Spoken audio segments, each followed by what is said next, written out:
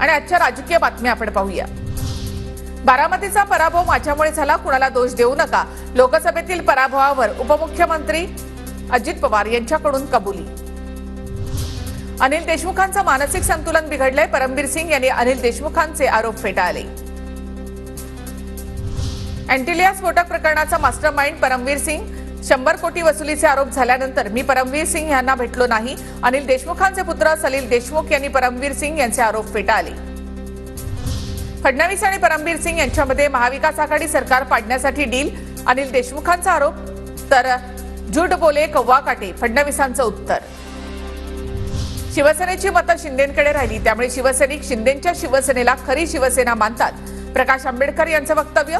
तर काँग्रेसवाल्यांना कणा नसल्याची आंबेडकरांची टीका। मोदी आणि भाजपला पाठिंबा लोकसभेपुरता, विधानसभेचं काही बोललो नव्हतो।